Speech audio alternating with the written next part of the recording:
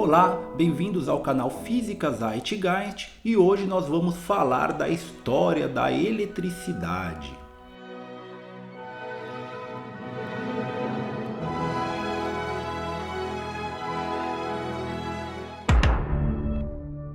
Na verdade, nós vamos falar da história do eletromagnetismo, porque na verdade a grande descoberta que existiu no mundo da eletricidade, o que nos deu o domínio sobre a eletricidade, de hoje a gente apertar um botãozinho e conseguir apagar a luz ou conseguir ligar qualquer aparelho doméstico, todo o domínio que a gente tem da eletricidade se deve a esta relação entre a eletricidade e o magnetismo. E foi por acaso que se descobriu essa relação.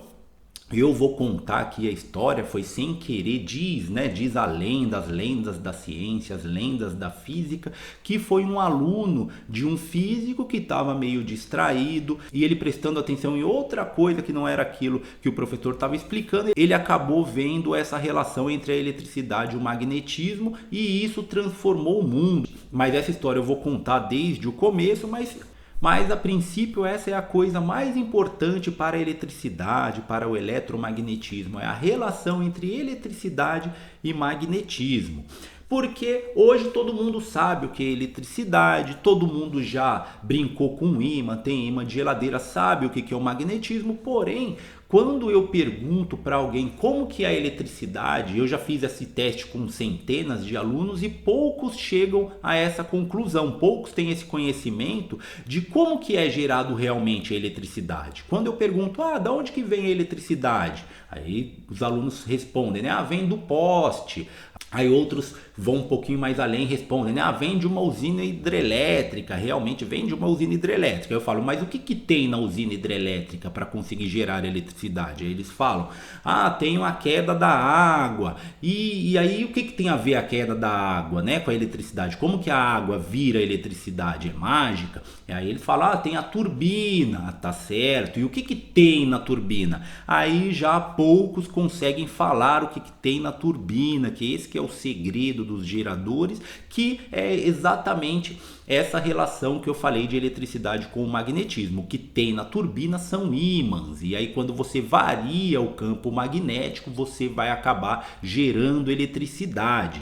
Então não é só a queda da água, então é o movimento de qualquer coisa que faça girar ímãs, Igual vocês já devem ter visto aqueles experimentos com bicicleta, você pedala uma bicicleta e acende uma luz, aquilo ali são ímãs em movimento. E todas as usinas funcionam da mesma forma, com esse mesmo conceito. Pode ser energia nuclear, por exemplo. A energia nuclear, ela não vira diretamente a energia elétrica. Ela passa por um processo, na verdade, ela vai aquecer ali a água, vai gerar um vapor e esse vapor, de novo, vai girar ímãs para gerar eletricidade.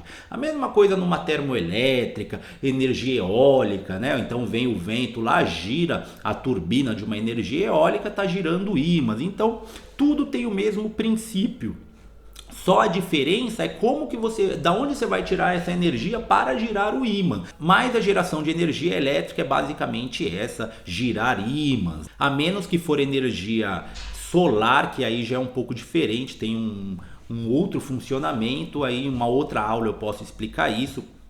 Mas a maioria das usinas, a maioria da geração de eletricidade acontece por este fenômeno que agora nós vamos entender lá desde o início, como que se descobriu isso e como foi se desenvolvendo esse conceito de eletricidade junto com o magnetismo, até a gente atingir o patamar de domínio do eletromagnetismo, domínio da eletricidade, domínio também das ondas eletromagnéticas que tem a ver com isso também. Então até a gente chegar a esse patamar, muito tempo aí se passou. E hoje nós vamos ver aí toda a história de como nós conseguimos atingir esse patamar.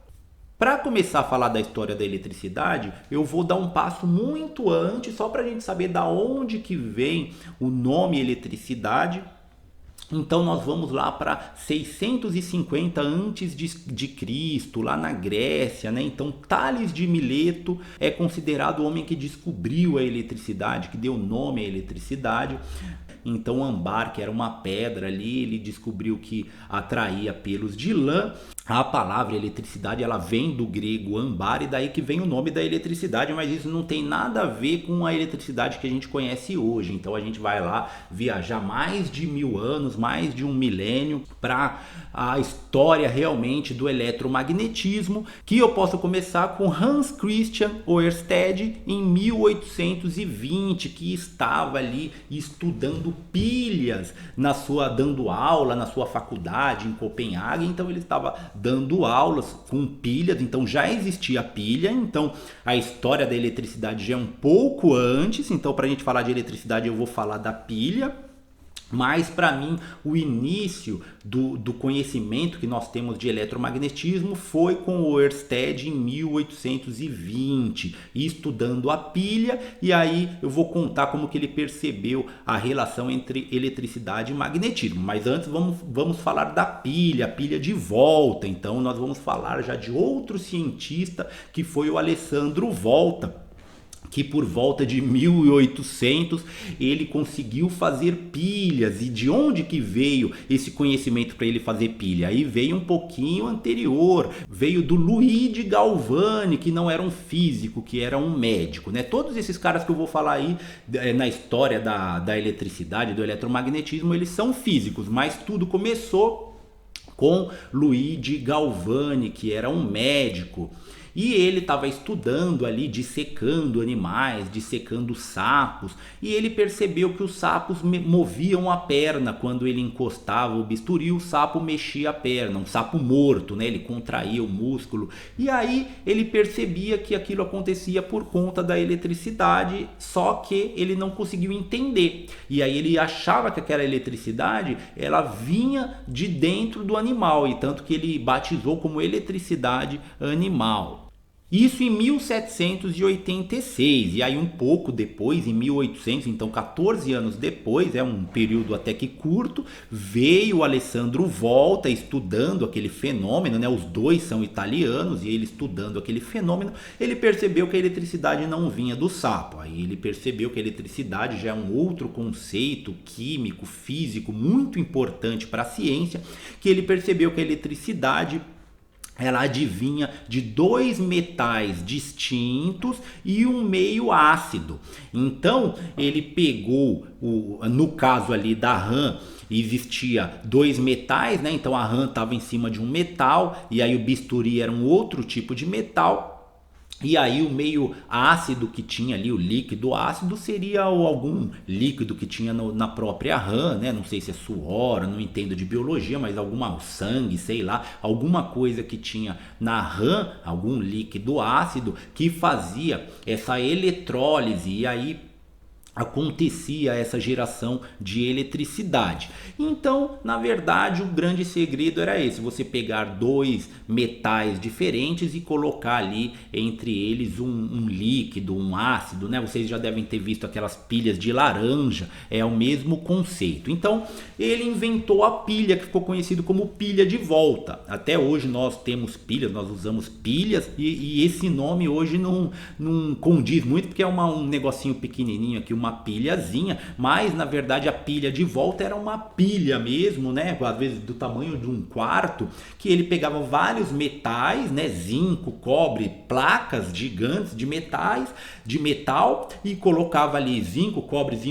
e no meio ele colocava, sei lá, um pano com vinagre, com alguma coisa ácida, e com isso ele fechava o circuito e conseguia trabalhar com a eletricidade. Mas a princípio era só isso, né? Com isso não dava para se fazer muita coisa com a eletricidade, era uma coisa mais assim, laboratorial, uma coisa mais científica, não era igual hoje a eletricidade, né?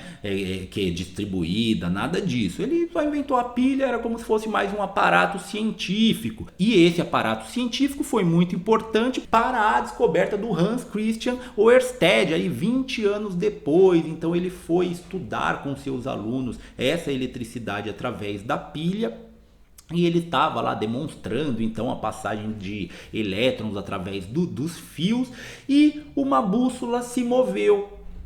Só que dizem, né, diz a história, diz a lenda aí, ninguém sabe se isso realmente é verdade, que um aluno que estava distraído percebeu que a bússola se movia quando passava eletricidade pelo fio. E então ele perguntou, né, professor, por que aquela bússola está se mexendo? E o professor não soube responder e na época ninguém sabia responder por que raios a bússola, o ímã se movia quando passava eletricidade.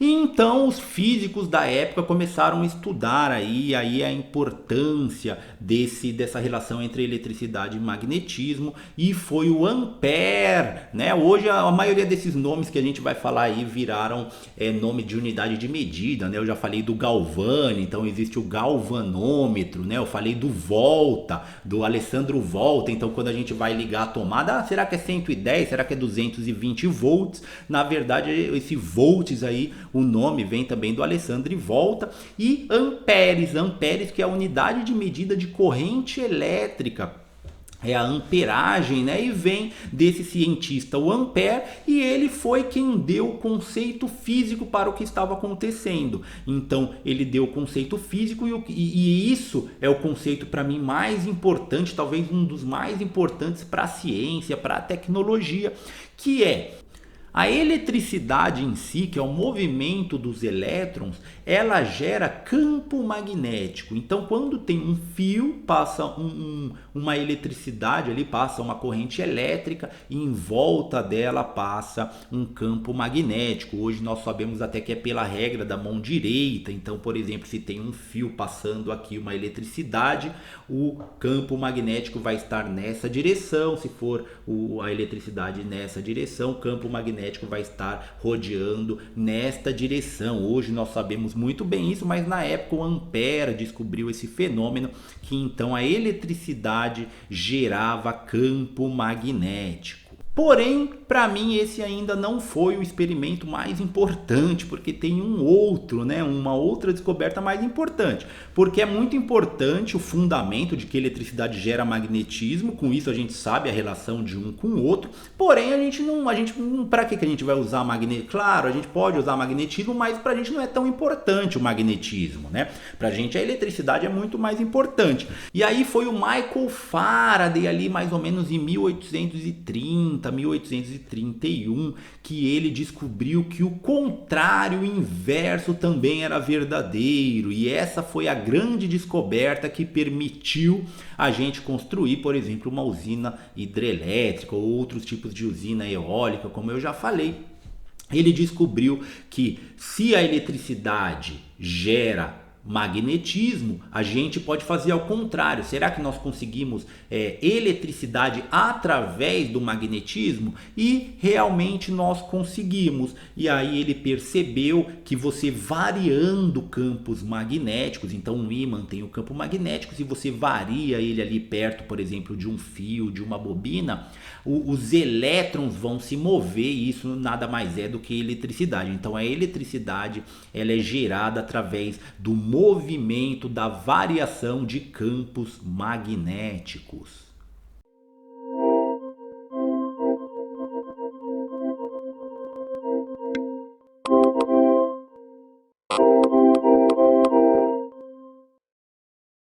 E é isso que acontece em qualquer usina, né? Uma usina nuclear, existe lá, precisa da queda da água, né? Então é uma fonte de energia muito grande, que é a energia potencial gravitacional da água, mas a água em si não vai gerar eletricidade, não é mágica. A água não vira elétron, né? Então a água, ela vai cair, então a gente só precisa usar a queda da água. Poderia ser qualquer coisa que se movesse. Aí na água a gente tem essa energia aí, potencial gravitacional. Quando ela cai, ela gira as turbinas. E o que são turbinas? Geradores elétricos. Nada mais são do que ímãs que vão se mover, variando seus campos magnéticos e aí sim induzindo uma corrente elétrica, tanto que chama corrente elétrica induzida, indução de Faraday, né, o nome do experimento.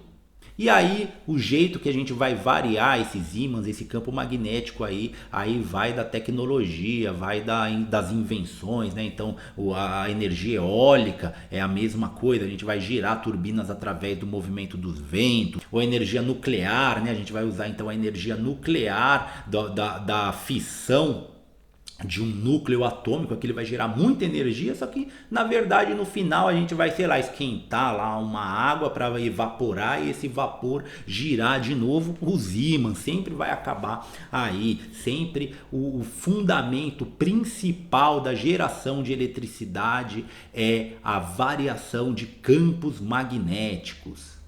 E eu não posso deixar de falar, né, aqui contando a história do eletromagnetismo, do James Clerk Maxwell, ele que fez as suas 4 equações que simplificam todo esse conhecimento que eu falei. Ele simplifica em 4 equações que explicam todos os fenômenos eletromagnéticos, e não só de geração de eletricidade, hein? Ele também explica a relação das ondas eletromagnéticas. Então nós temos a própria luz, né? A luz é uma onda eletromagnética, o raio-x é uma onda eletromagnética, micro-ondas, infravermelho, ultravioleta, raios gama, todas essas são ondas eletromagnéticas, ondas de rádio que nós usamos na telecomunicação.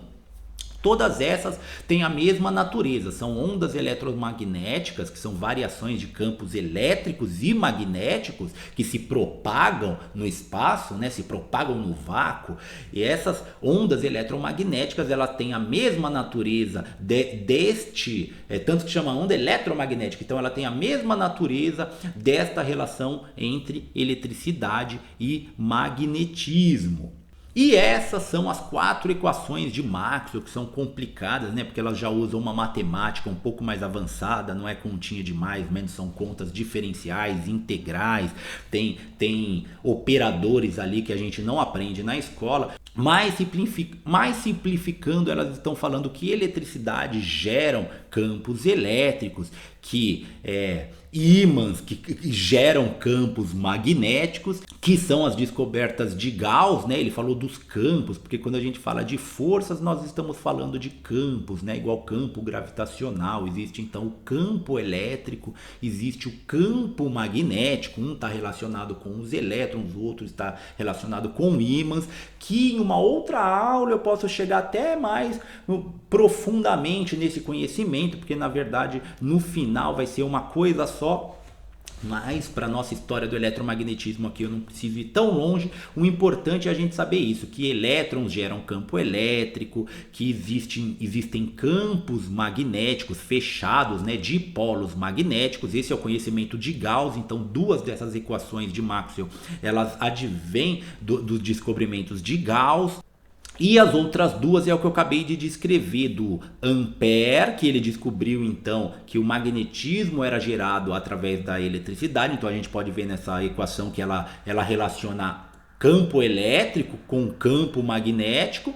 E a 4ª equação, que é a equação de Faraday, né? A equação de Maxwell, mas com o conhecimento de Michael Faraday, que é o contrário, né? A variação de campos magnéticos geram eletricidade. E muitos devem estar se perguntando aí, será que eu não vou falar do Hertz, né? Que tem aí, por exemplo, a unidade de medida de frequência, vem o Hertz, ele foi muito importante para a eletricidade. Tem outros, né? Tem o Ohm, né? As leis de Ohm, eu já fiz vídeos aqui falando das leis de Ohm, que é muito importante para a eletricidade básica, ali a gente saber a resistência, a voltagem, a corrente, é muito importante para a eletricidade. Tem o famosíssimo Tesla, Nikola Tesla, né? Um gênio aí que todo mundo gosta, um cara misterioso e tudo mais. E como que eu não vou falar dessas pessoas na história do eletromagnetismo, né? O Tesla, que inventou aí a corrente alternada, que é a que nós usamos hoje aqui, por exemplo, na minha casa, na casa de vocês, a gente utiliza a corrente alternada, não a contínua. Então tudo isso são realmente, existem outros, Benjamin Franklin, né? Existem vários caras que foram importantes aí para a ciência da eletricidade, do magnetismo. Porém, esses cientistas que eu falei aqui, eu acho que eles fundamentam os conceitos principais de eletromagnetismo. E a partir daí vão vir outras pessoas que vão descobrir outras coisas, mas esse foi o principal, né? Você descobrir ali que corrente elétrica gera magnetismo e a variação do magnetismo gera eletricidade. E com isso nós conseguimos ter o domínio da eletricidade hoje em dia. A gente consegue ter energia elétrica barata, eficiente em qualquer parte do mundo. E isso mudou o mundo, né? As revoluções industriais vieram daí, né? A segunda revolução industrial tem a ver com esse descobrimento, então a nossa vida mudou, né? O nosso meios de transporte mudou, o jeito com que a gente trabalha, o jeito com que a gente se comunica, tudo mudou a partir destes conceitos importantíssimos para a ciência, para a tecnologia e para a sociedade. E em outros vídeos eu posso falar mais coisas, aí tem muita coisa para falar, né? Então falar isso daí, de onde que vem o ímã, né? Por que será que ímãs tem campos magnéticos? Isso aí tem a ver com esse estudo de hoje aqui, mas a gente pode esmiuçar. Eu vou fazer um vídeo esmiuçando de onde que vem o campo magnético, ou também explicar qual que é a diferença entre corrente alternada, qual corrente contínua, como que o Nikola Tesla conseguiu chegar a esse conhecimento e várias outras coisas, lei de Ohm, né, que eu já falei aqui. Então a gente vai estudando isso daí ao longo da vida e esse estudo não tem fim, é um estudo infinito. Mas por hoje é só, muito obrigado e até a próxima.